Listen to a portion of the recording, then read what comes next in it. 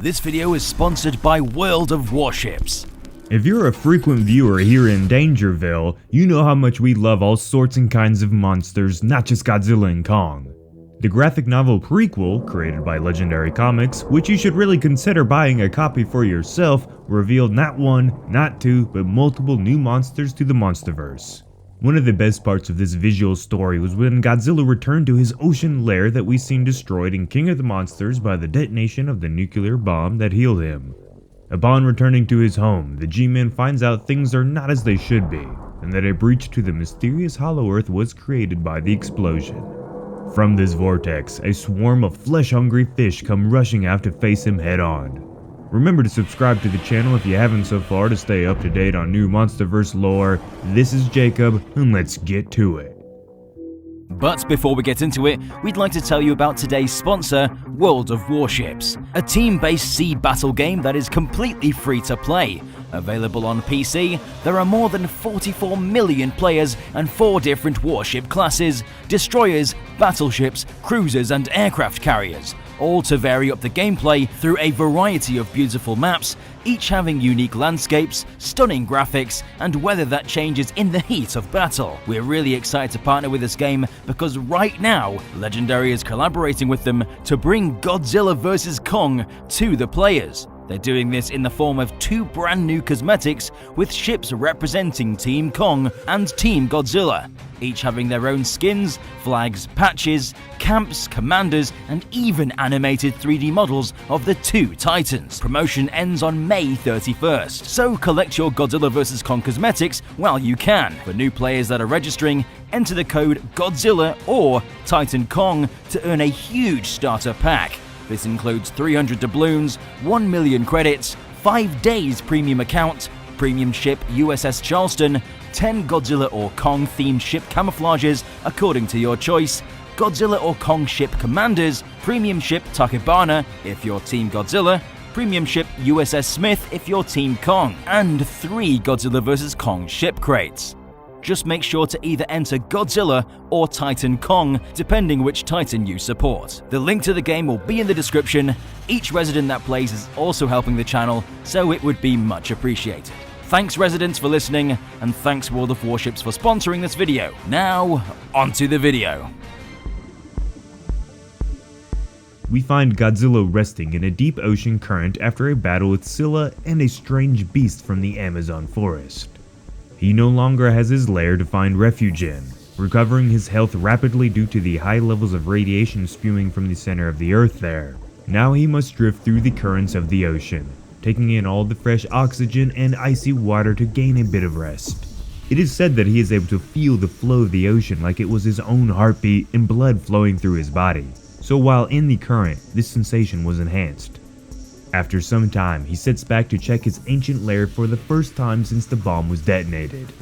A quick moment is taken for Godzilla to reminisce on his old lair and how he shared it with humans both in life and in death.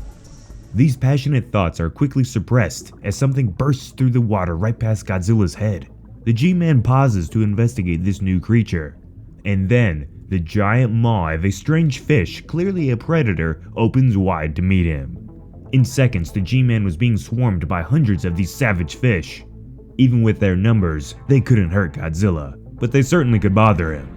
A quick atomic blast rips through the swarm, as their bodies float around, vaporized by the blast. Even more of the beasts came swimming out to meet him, and then he saw it, the giant breach to the Hollow Earth that must have been created when the nuke blew a hole in his lair. This is bad news, but the G-Man is clever. He's able to read through the movements of each individual fish.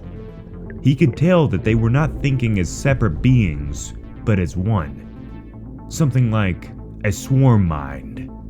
The Alpha Invader comes bursting out towards Godzilla's throat, locking onto it with its sharp, beak-like jaws, drawing blood from Godzilla.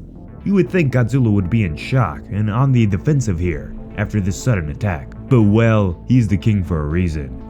He grabs the queen fish and does his best Mortal Kombat fatality impression, ripping the fish's spine and ribcage completely out of its own body, killing the alpha fish instantly.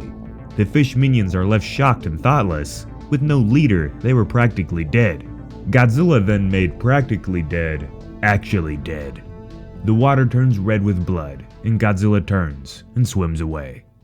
Completely overpowered by Godzilla or not, these Hollow Earth piranhas of sorts were super cool to see in Dominion. Seeing the G-Man react to this swarm of pesky parasites of sorts was something new for a change, well, other than when he deals with us humans, I guess you could say. Let's take a more close look at these fish monsters. Monster breakdown, here we go. The first thing you will notice is their massive mouths, and the beak-like set of teeth they have protruding out. It definitely makes these Hollow Earth animals much more intimidating, and it actually resembles a lot of ancient fish that we have in our real world. So these monster piranha fish appear like they are the size of maybe something like an orca when you compare them to the size of Godzilla in the images, possibly around 20 feet in length. And the large one is quite more massive, probably coming in at around 100 feet in length, the same size Kong would have been had he fought Godzilla back in the 1970s when Skull Island takes place. The fish's blue bodies, red and purple fins give them an exotic, almost alien look which fits their origin world nicely, I think. The existence of these fish also supports that the Hollow Earth could have its own ocean or massive lakes in order to support this kind of life, or perhaps the fish come from some hellish location somewhere between the surface and the center of the Earth. The ability for the head fish to control the swarm was a powerful weapon, and against monsters far less powerful than Godzilla, it could be a great strategic advantage when it came to hunting. The swarm's speed and numbers alone are enough to disorientate even the best of monsters, and if it were not for his atomic blast, then the fish may have become quite the nuisance to the G-Man. At the end of the day, they were no match for the king, and seeing them get fried, literally floating around like confetti around Godzilla gave me a nice little chuckle. The fatality performed by Godzilla on the queenfish is one of the greatest moments in the entire monsterverse, I think, for one very simple reason: he sub-zeroed that bitch! Fatality. For real though, seeing this level of gore going on in anything Godzilla caught me off guard and kept me hungry for more with this comic. Call me weird, but I could see Godzilla do this way more often. They don't have a name in the lore, so what would you call these fish creatures, residents? Make sure to comment down below, I want to see them. Also, I want to know how you feel about this skeleton rip kill Godzilla performed. Do you want to see more of that in the Monsterverse with any sort of future adaptations of the monsters or the stories? Let me know down below. Thank you all for your time today, and I hope you enjoyed your stay in Dangerville. For more videos like this, you know what to do. Share it with your friends, spread the good word of the monsters. As always everyone, this has been Jacob. I will see you in the next one.